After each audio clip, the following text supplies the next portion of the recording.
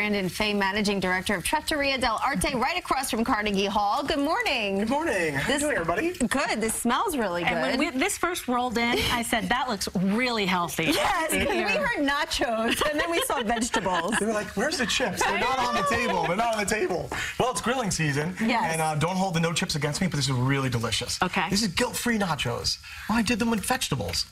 I'm like, everybody's like, We really? know they're probably delicious. So what did you do here? To get started, what I did was I took vegetables. I had like a nice bite to them. I took vegetables you can cut into bigger pieces, like these asparagus. And it's really just have fun. There's no rules here, but it's about getting vegetables that when you pick them up, they kind of feel like a chip. Okay. Right? And then, of course, what a great with nachos? Tons of cheese. So we've got the broccoli rabe, we've got the zucchini squash, we've got the red onions over here. And you grill those first? And what I do is I roast them or grill them. Okay. Right? And again, big pieces, right? So you get some nice bite. Would you throw some cheese on there for me? Yes. So I did just like a cheese blend. You got some provolone, you got some cheddar, I was gonna say this you got some mozzarella, right? The cheddar gives a nice color. Love cheddar. And then for the vegetables, all I do is I kind of roast them for like 5 to 10 minutes. Okay. Right? Just want to give them a little bit of a cook, and you don't want to make sure they don't like fall apart or they get. Yep. Throw that all on. Okay. You like cheese? I love cheese. Put it on. See, that now we're covered. This is good. We're covering up the vegetables. Exactly. This is the best nachos I've ever had. It's got a lot of cheese. When I was making this dish, a friend of mine was like, "Where are the beans?" I'm like, "It doesn't really have beans." Like, "Where are the chips?" I'm like, "Not really chips either." I'm like, "How are you calling this nachos?" So we threw the cheese on top, and then what I did instead of a traditional, and so let me grab this over here. This is a beautiful. Right, so this is what you're gonna look like after you put it in the, you're gonna finish it in the broiler. So you get that cheese nice and golden brown, nice and gooey, and it's all melted on top. And instead of a traditional salsa, You put the you go for the good tomatoes. stuff. One of my favorites. I put the tomatoes, exactly. So instead of a traditional salsa, we went with something very simple. This is just cherry tomatoes, sliced up, a little bit of olive oil, a little bit of basil, and that's it. And that becomes your salsa on top. It's delicious. You buying into this? Isn't this great for poolside Memorial Day weekend, maybe? I'm really surprised. Right? I am. It's really good. This is nachos. Me too. Okay, great. I know everybody's like, where's that bag of chips right now? Then we switch over. I mean, what I love right now, in peak of the season, is you've got halibut. Halibut's a nice, clean, lovely, fresh piece of fish, and it goes really great just by itself, but also with like a salsa.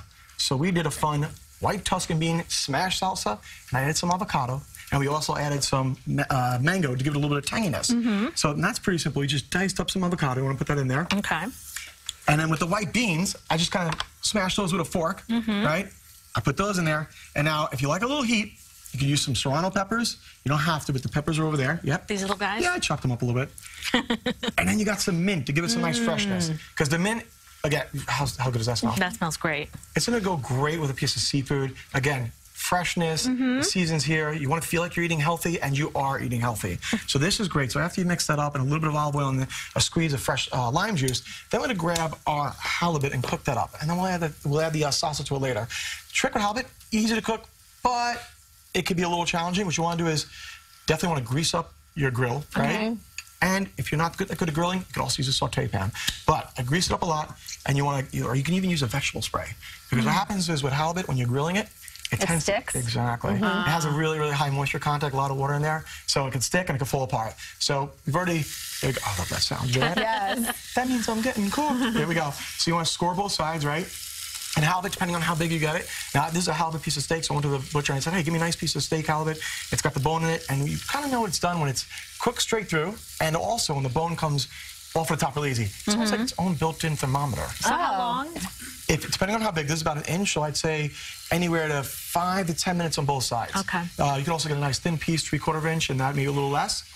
And then you score both sides. How do you do the scoring? That's like fancy. I know, that is super fancy. Look at this. Butcher, can you do that for me, please? Yes. No, very, very simple. You get the grill marks, and then you just go and rotate it on both sides and get those nice marks, and that's it. Make a nice pattern. Exactly. And then what do you put on that? So then now, you put this on top of the halibut. We plated that over there, right?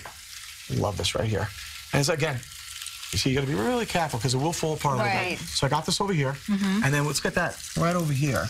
Have you had a chance to try this yet? No. I'll try. Go ahead.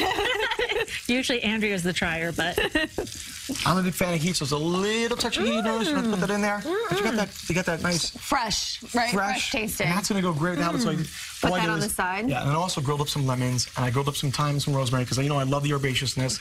And then all I'm doing is putting this right on top, and then you just dig in. Add some of the nachos. Add some nachos. Where are the chips?